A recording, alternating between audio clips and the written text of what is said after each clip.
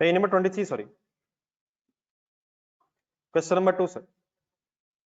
Requirement ए देख के इसका आंसर बोलने की कोशिश करें।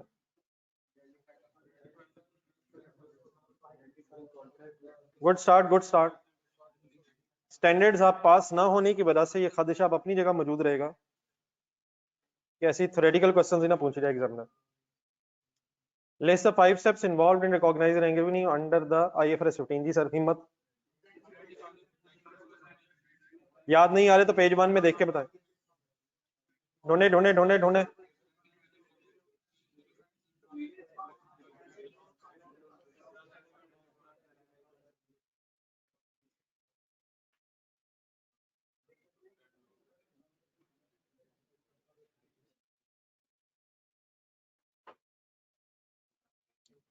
बी पार्ट सर, बोल दिए सबने 5 steps. On 1st June 2018, Ravi Limited delivered 500 units of one of its products to Bravo Limited at rupees 200 per unit. BL immediately paid the amount and obtained control upon the delivery.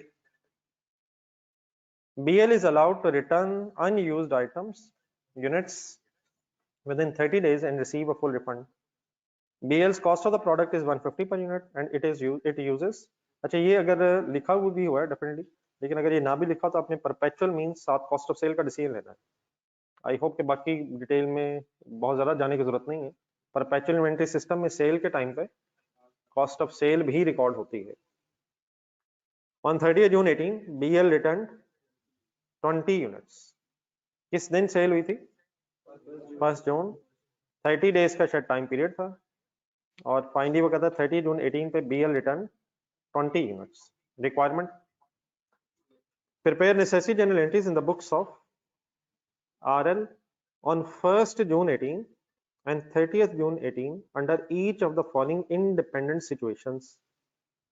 Situation number 1, based upon historical data, RL estimates that 5% units will be returned on expiry of 30 days. Second scenario, product is new and the RL has no relevant historical evidence of product returns or other available market evidence. शुरू करें।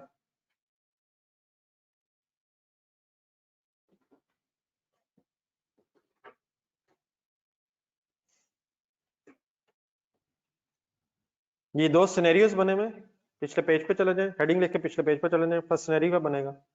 Business name Ravi limited, journal entries,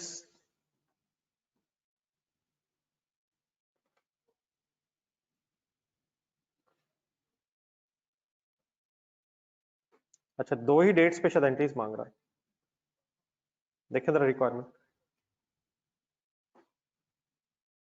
1 जून पे और 30 जून। और first scenario ये है, RL estimates है historical evidence और उसके मुताबिक क्या अंदाजा है?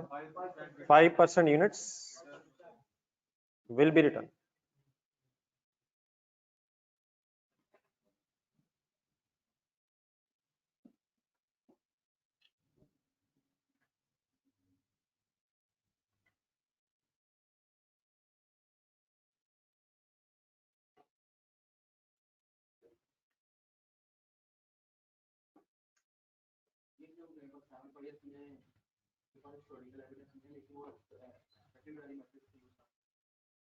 सर एक्सपेक्टेड वाली मेथड तभी यूज करना है जब उसकी बेस पे एक ऐसा रेवेन्यू आए जिसके रिवर्स होने का चांस नहीं है। पहले ये है कि क्या रिवर्स हो सकता है, अगर हो सकता है तो फिर अलाउड ही नहीं है, और अगर रिवर्स होने का चांस नहीं है तो फिर प्रिडिक्शन करनी है आपने।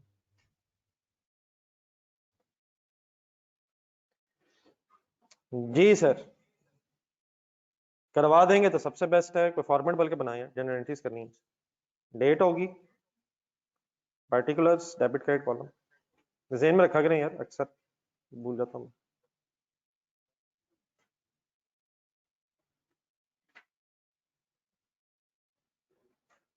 काश आप इस तरह की चीजें भी सीरियस लें।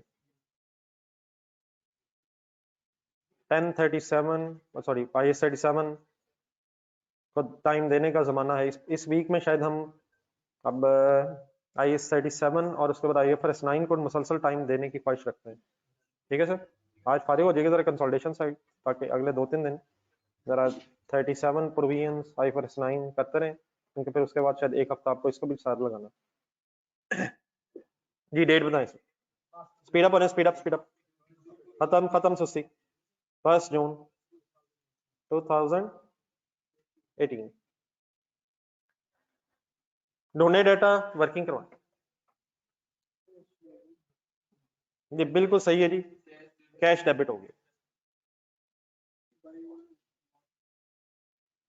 कैश डेबिट हो गया। ढूंढने सर जी, ढूंढनी चाहिए चीजें।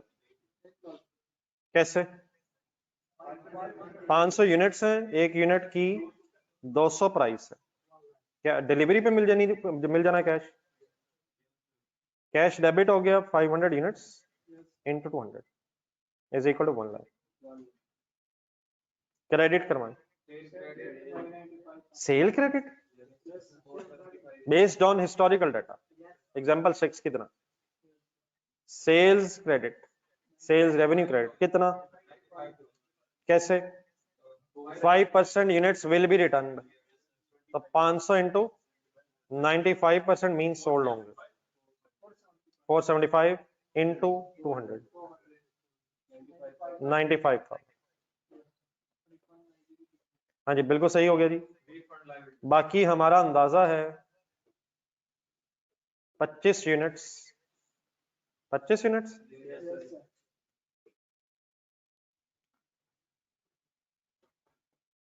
इंटू 200 कि ये पैसे मिल तो गए हैं लेकिन वापस करने पड़ेंगे। यार नीचे जरा एंड में जाए, उसमें बता तो दिया कि हाँ 20 यूनिट वापस हो गए, वो तो ईयर मंथ एंड पे पता चला है। अभी हम किस डेट पे खड़े हैं और हमारा अंदाजा क्या है कि इंशाल्लाह 25 रिटर्न होंगे, बाकी इंशाल्लाह कमा लेंगे जी। लेकिन सेम डेट पे कुछ और भी सोचना है। ये बनाए इधर एंट्री कॉस्ट ऑफ सेल वाली, अपनी अपनी बनाए।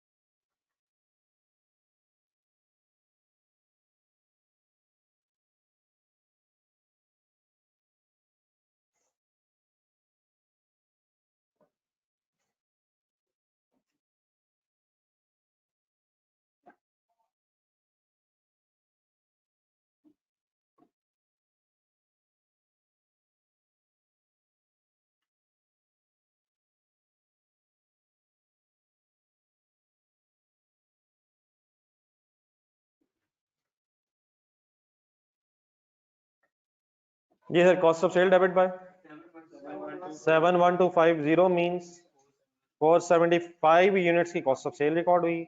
स्टॉक में से कितनी प्रोडक्ट्स निकली? 500 पूरी निकली, 75,000 ये हुआ। कितनी हमारी ही हैं, किसके पास हैं? 25 हमारी ही हैं, कस्टमर के पास हैं, उनकी कॉस्ट 3750 हो गई। आई होप कि क्लियर है यार।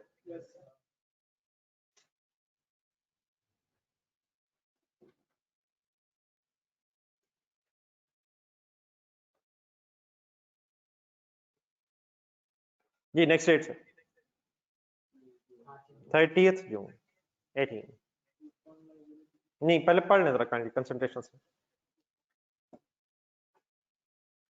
अब 30 जून 18 को एक्चुअल इवेंट हो गया, एक्चुअली जो होना था वो हो गया है। और क्या उसके हो जाने से अब हमें कुछ और करना है? 20 रिटर्न हो गई हैं, हमें तो पहले ही अंदाजा था कि 25 रिटर्न होनी, तो अब हमने क्या करना? अब 5 का और रेवेन्यू रिकॉर्ड करना है, सेल रिकॉर्ड करना है, ऐसे ही सर। लेकिन क्या बाकी पैसे वापस भी देने हैं? कंपाउंड एंट्री बन सकती है। आराम आराम से जरा। हमारा अंदाजा क्या था सर, कितने पैसे वापस करने पड़ेंगे? 5000 और 25 प्रोडक्ट्स होंगी। उनमें से जब 5 प्रोडक्ट्स हैं वो रिटर्न नहीं हुई तो उनका तो अब रेवेन्यू रिकॉर्ड होगा। पहले बात पूरी कर लेना जरा। बताएं सेल कितने की और रिकॉर्ड होगी? मल्टीप्लाइड बाय 200, 1000 तो ये इनकम रिकॉर्ड होगी। पैसे वापस कुछ करने पड़ेंगे, कितने? 20 मल्टीप्लाइड बाय 200, 4000 वापस करने होंगे। तो वो जो हमारी 5000 लाइबिलिटी ढूंढे कहीं जरा, उनमें उस लाइबिलिटी में से कितनी लाइबिलिटी कैसे और कितनी लाइबिलिटी कैसे खत्म हुई है? उसमें से 1000 की लाइबिलिटी इनकम बन के और कमा लेने की वजह से इनकम बन के, और 4000 की लाइबिलिटी फिर पेमेंट करके सेटल होगी। लिख लो। अब डेफिनेटली ये अलग अभी 2 एंट्रीज की जा सकती हैं। 1000 को इनकम बना ले अलग और 4000 को अलग पे कर दें। ठीक है,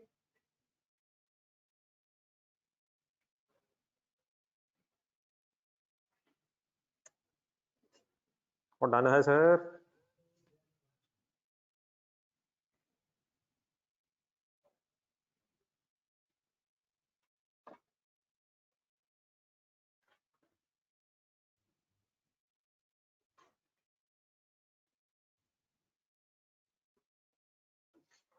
एक और एंट्री आपका इंतजार करेगी इंडिविजुअली करने के लिए।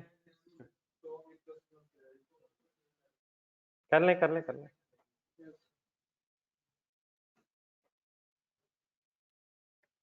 जी ऑनलाइन स्टूडेंट्स काइंडली साथ हैं।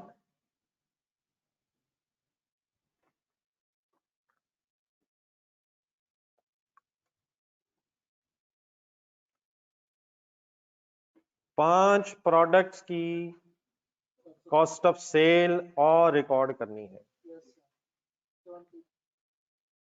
चीजें वापस कितनी आएंगी? वापस इन हैंड कितनी आएंगी? अच्छा डेफिनेटली मैं इन हैंड लिख रहा हूँ, डेफिनेटली ये हाथ में नहीं पकड़नी है, स्टोर रूम में रखनी है वापस, मतलब दोबारा हमारे हाथों में आ जाएंगे। 20 इंटू 150, 3000 ही हो जाएगा। और इसके अगेंस्ट क्रेडिट क्या हो जाएगा? स्टॉक के कस्टमर कितने से? 375।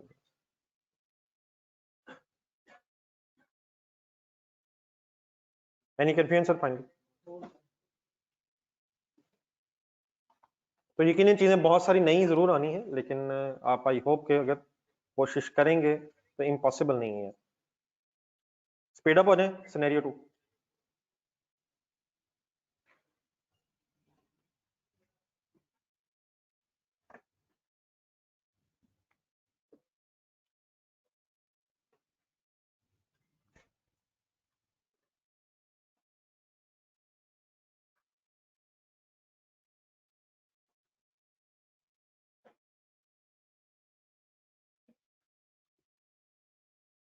जी ऑनलाइन स्टूडेंट साथ हैं जी? जी सर सिनेरियो 2 में क्या हेडिंग बनाऊं? No relevant historical evidence.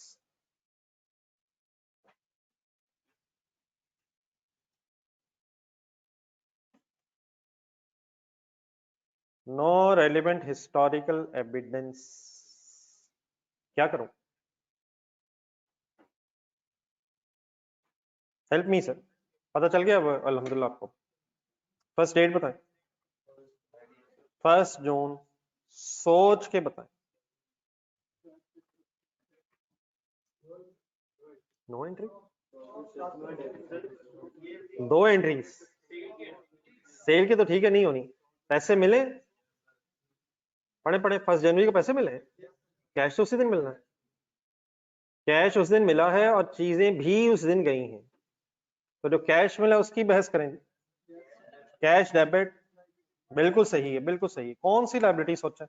नहीं रिफंड, मतलब ये तो नहीं कि सारे ही रिफंड करनी पड़ेंगे, तो एडवांस फ्रॉम कस्टमर टाइप चीज है। इसमें यकीनन कुछ रिफंड भी करना पड़ सकता है, कुछ इनकम भी बन सकती है। क्या ख्याल है? सोच ले सोच ले। कैश ने बताया आना कितना? 500 इंटू 200, 1 लाख। पहले सोच लें जी सही तरह तसल्ली से। कैश क्यों डेबिट? कैश आना है, क्रेडिट करवाना जरा। एडवांस फ्रॉम कस्टमर टाइप की जाएगी, लेकिन जिसमें से कुछ वापस भी करना पड़ सकता है और कुछ इनकम भी बन सकता है। ये एडवांस फ्रॉम कस्टमर टाइप चीज है। Advance from customer, earn income, क्या ख्याल है? लेकिन इसके लिए एक और वर्ड साथ लिखें स्टैंडर्ड में, एडवांस फ्रॉम कस्टमर के लिए एक कॉन्ट्रैक्ट लायबिलिटी वर्ड यूज होता है। कॉन्ट्रैक्ट लायबिलिटी, अगर कभी ये वर्ड आ जाए तो सिंपली आपके जहन में क्या आना है? एडवांस फ्रॉम कस्टमर की बहस हो रही है, ब्रैकेट में लिखना। Any confusion? इनकम क्यों नहीं बना रहा? अभी हमें नहीं पता कितनी बने, बाद में रिवर्सल होती रहे, हमें डाउट है। एहतियातन हम अभी इनकम की बहस में नहीं जा रहे, सारे पैसों का लायबिलिटी रख लिए। एक और एंट्री सोचे होनी चाहिए, क्या निकला है हमसे? स्टॉक इन हैंड कितने से निकला है? कैसे? 500 इंटू 150 है नहीं, तो 75,000। इसके अगेंस्ट डेबिट क्या करूं? हाँ जी, सारा स्टॉक अभी विद कस्टमर ही है।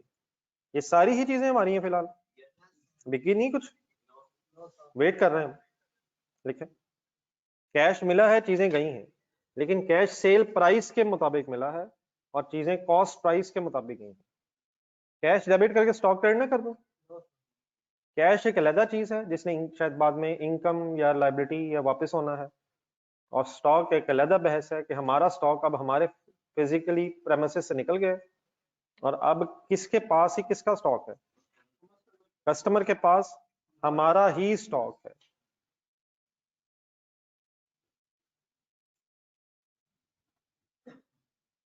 Any confusion sir?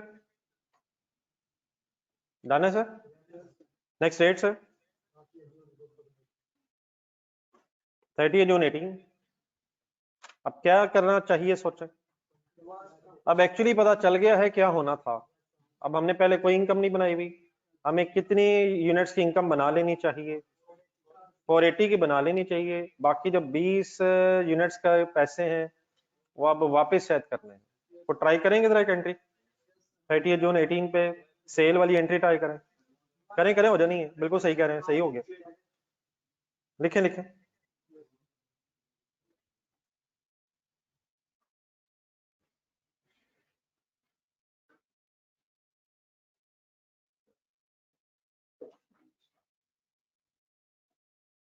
For 18 to 200 96,000 से इनकम बनी। 20 यूनिट्स के पैसे वापस करने हैं 4,000, और इसके अगेंस्ट अब क्या डेबिट हो जाएगा? एडवांस फ्रॉम कस्टमर, लेकिन साथ अब कॉन्ट्रैक्ट लायबिलिटी वर्ड भी लिखना शुरू हो, जरा ऐसा ऐसा यूज हो जाएंगे। Contract liability simply means advance की बहस हो रही है।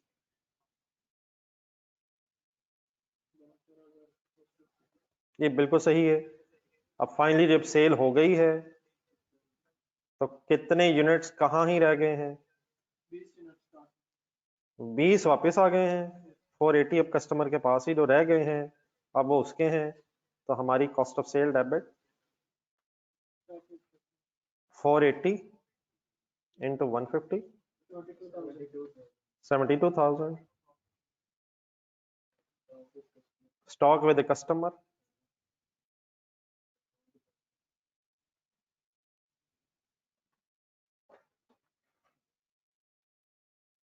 75,000 और स्टॉक इन हैंड 3,000। वापस कितनी चीजें आ गई? Stock in hand 20 into 150। चीजें कॉस्ट पे मेजर होती हैं अनलेस, बताएंगे अनलेस, अनलेस एनआरवी लोअर हो, बिल्कुल सही वर्ड है, एनआरवी लोअर हो या हायर हो।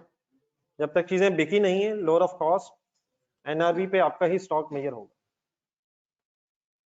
चलें, होपफुली आई होप के कुछ बात रीजनेबली अंडरस्टैंड कर ली आपने। अपना क्रक्स ऑफ द स्टोरी बताएं, 6-7 एग्जांपल को ज़हन में रखें। इससे रावी लिमिटेड में सिनेरियो 1 में क्या सिचुएशन है और सिनेरियो 2 में क्या सिचुएशन है?